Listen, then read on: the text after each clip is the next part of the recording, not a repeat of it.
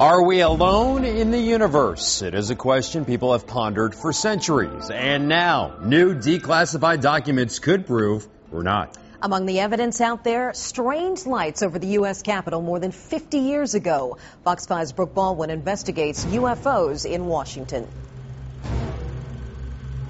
Phoenix, Arizona, March 13th, 1997.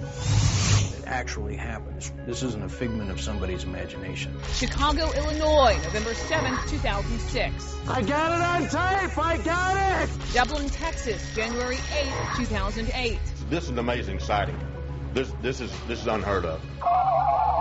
Eyewitnesses report something mysterious in the skies. I hear this humming noise. It goes over the house, goes into the field. I see these lights. People claiming to have had an out-of-this-world experience. People think I'm crazy because I will come forward and tell this story. 3 unusual sightings caught on tape. Each, according to some, has a reasonable and logical explanation. This is the planet Venus. Others, though, believe these sightings are something bigger, something from another galaxy. We're talking about hundreds of thousands of cases, and I don't think there's a single day where there aren't very strong cases that are reported somewhere in the world. An alien invasion or a government cover-up. These recently declassified documents show just how seriously the government has treated these sightings, including one front-page story here in D.C. The sky is the stage, the actors, so-called flying saucers. And they're back on the scene with some new twists. July 1952, air traffic controllers at Andrews Air Force Base in Maryland pick up 10 to 12 unidentified objects on radar. Minutes later, another sighting, this time at Washington National Airport. The Air Force sent out 2 fighter aircraft to intercept the flying objects, according to confidential security information now released to the public.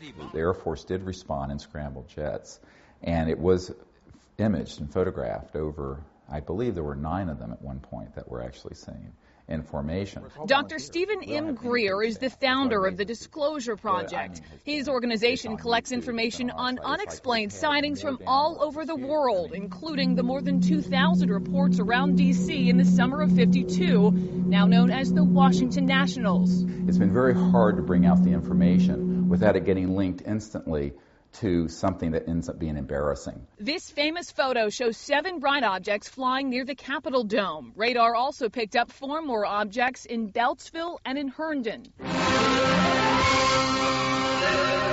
Facing increased pressure from the public, the military held a news conference saying the objects seen throughout the region were weather-related, nothing more than, quote, temperature inversion. We have, as of date, come to only one firm conclusion with respect to this remaining percentage, and that is that it does not contain any pattern of purpose or of consistency that we can relate with to any conceivable threat to the United States.